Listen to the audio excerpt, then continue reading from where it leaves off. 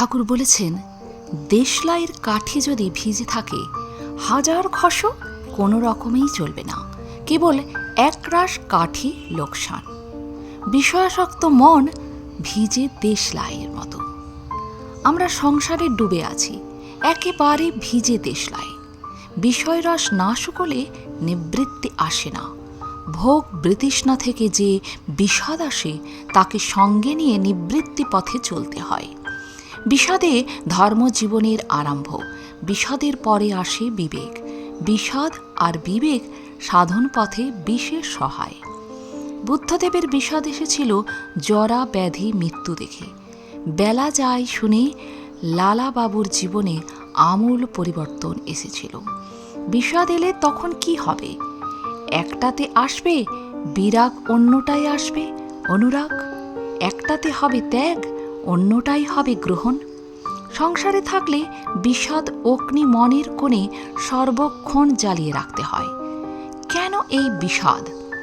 তার পাদপদ্মে ভক্তি লাভ হলো না বলে? এখন আমাদের মনে জ্বলছে কামনা বাসনার আগুন, তাতে আমরা জ্বলে পুড়ে মরছি। যখন এই ভোগ বাসনা আর ভালো লাগবে না, তখন আসবে আসল বিষাদ। মনে রেখো, এই বিষাদ জিনিসটি আমাদের খুব দরকার। অনেকে বলে বুড়ো বয়সে ধর্ম করা যাবে। এটাই হলো ট্র্যাজেডি। মৃত্যুর সময় অসময় নেই। অতএব এখন থেকেই ধর্মাচরণ আরম্ভ করতে হবে। সমুদ্রে ঢেউ লেগেই আছে। সংসারকে সমুদ্রের সঙ্গে তুলনা করা যায়। এখানে কাজের অন্ত নেই, বাধা বিঘ্নও অনেক। তাই বলে হাল ছেড়ে দিয়ে বসে থাকা চলবে না। একজন লোক স্নান করবে বলে সমুদ্রে এলো, এসে গামছা কাঁধে তীরেই দাঁড়িয়ে আছে।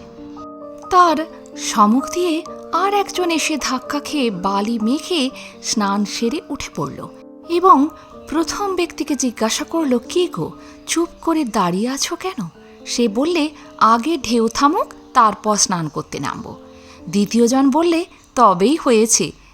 দেখো ভাই, এরই ভেতর ঢেউয়ের ধাক্কা সয়ে বালি মেখে স্নান সেরে নাও। সাগরের ঢেউ কখনো থামে না। এই লোকটি প্রকৃত সাধু। অলস শরণার্থীকে হিত কথাই শোনালে। জয় ঠাকুর, প্রণাম নিও। আজ এ পর্যন্তই। ভালো থাকবেন, সুস্থ থাকবেন। যদি ভিডিওটি ভালো লাগে, একটা লাইক অবশ্যই করবেন। আর আপনি যদি নতুন এসে থাকেন আমার চ্যানেলটিকে সাবস্ক্রাইব করে বেল আইকনটি প্রেস করতে ভুলবেন না। সবার আগে বেলা 3টায় পৌঁছে যাবে আমার ভিডিওগুলি আপনার কাছে প্রতিদিন। ধন্যবাদ।